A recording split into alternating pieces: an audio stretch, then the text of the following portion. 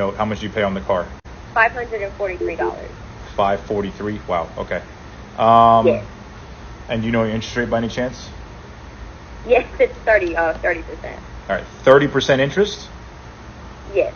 Okay. We're going to be reacting to someone who has 30% owing $16K on a 2015 Nissan Altima. This particular car is affordable to a lot of people and reliable in most cases. So that amount that I just said, it is crazy. On a different note, thank you to everyone who has been subscribing to the channel. We end up hitting that 100 subscriber goal.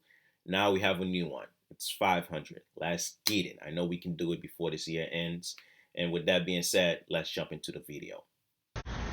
Calling a customer on a 2015 Nissan Altima that they owe $18,000. Let's give them a call. Hello. Hey, how are you? This is Yusuf with Charlotte Auto Center. Hi. We're kind of sell the 2015 Nissan Altima. Yes. Awesome. So I got the car, the pictures.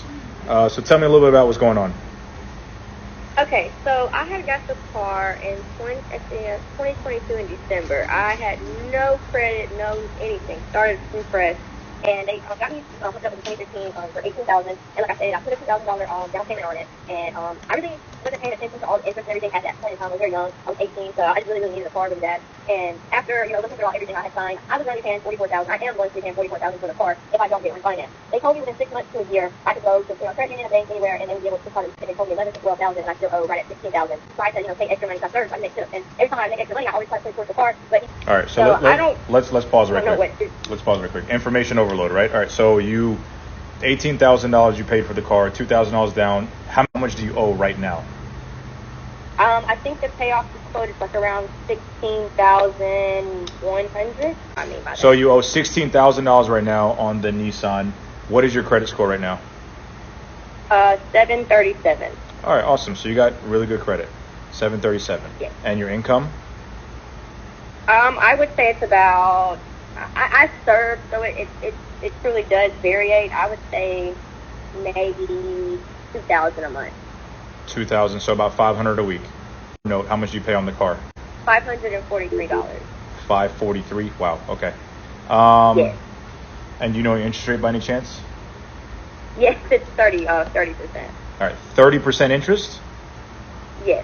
Okay.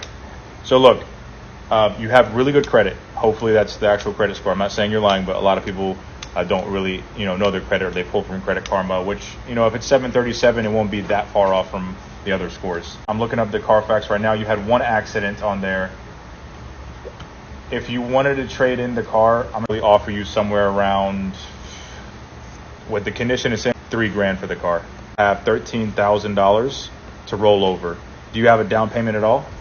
No. Now, I'm not too knowledgeable on refinancing. Like, I just not too long ago graduated high school and all that, so I really didn't know what I was doing when I got into this. So when it comes down to refinancing, I don't really even know what is okay and what is not.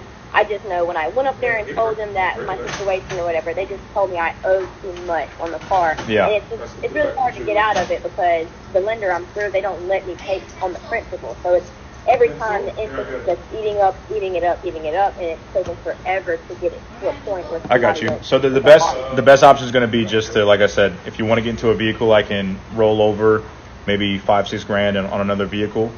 That's something to think about, just because at the moment I don't have cash on hand. Gotcha. At the moment for Sure. down payment. Sure. So that would be something I'd have to look at, talk about, and Sure. stuff like that. Is there a way to reach back out to you? Yeah, or reach anything back like out to me, call me anytime, and we'll make something happen, okay? All right, I appreciate it so much. No problem. Thank you. We have a customer, very young, made a decision to get a car. And at 30%, right, that's a lot, paying $543 and a couple of cents per month. That is a lot of money, only making $2K. And this is something I kind of explained in a previous video, that I believe, public high schools should teach financial literacy, right? It's because it's one of those things that they should know going to make a big decision like this. Now, she didn't have anyone on her side. I'm just assuming, right? And decided to go pay that much for a car and agree to something like this. and best believe the salesperson is enjoying that, right? That is a deal. And I hate to say it, they probably buying everyone a drink in that building right now to celebrate or headed straight to vacation, because 30% interest rate is a lot, right? And trying to refinance, she owes 16K, and it's a 2015 Nissan Altima. So it's not a, a new car within that year, that current year, but that just speaks a lot of volume that she dug herself in a hole and now suffering to get out, right? I think Yusuf, the salesperson on the phone with her, most likely will try his best to help her and get her out of that situation. What breaks my heart a lot too is the fact that she has a over 700 credit score.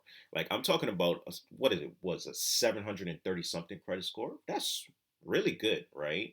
That's not extremely good compared to some people who might, drop it down in the comments, but that is very tough. And something again that breaking my heart once again is the fact that her lender is not allowing her to pay off the principal. So if you're not knowledgeable of this, principal is the overall that you owe on the car, right? So if you cut down on the principal, is less interest rate getting out, right? So for example, you have an extra $300 for the month. You're like, I want this to go towards the principal without any interest is coming out. Then you're decreasing that overall amount, right? Just saying you owe 10K or something like that. You just subtract that 300, then you just cutting down.